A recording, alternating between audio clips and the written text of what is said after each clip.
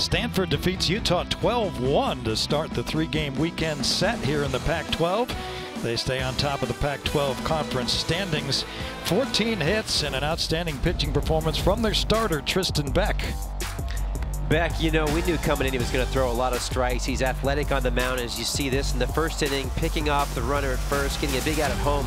That's what Tristan brings to you. Then he was able to lock it. He even admitted to us he got into a little bit of a jam, but settled down, relied on his fastball, and was terrific throughout the game. Stanford able to open up the scoring in the third. They got the leadoff man on 6 innings in a row, and they made it pay off. 5 of those innings.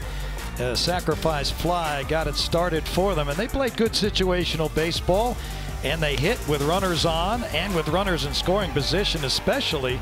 They opened up a 2-0 lead after 3. They then had to weather the storm in the bottom of the fourth. Utah scored their first run, and Tristan Beck was facing trouble, but he got out of it by striking out the last 2 men. That's when the Stanford offense went back to work. Well, that's the other thing with the Stanford offense is they can kind of lull you to sleep a little bit. They do some punting and this and that. But you know what? They had 14 hits today. 14 and a lot of runs. On a Friday night when the Stanford offense gets going, here's a little bit of a bunt that they did late in the game.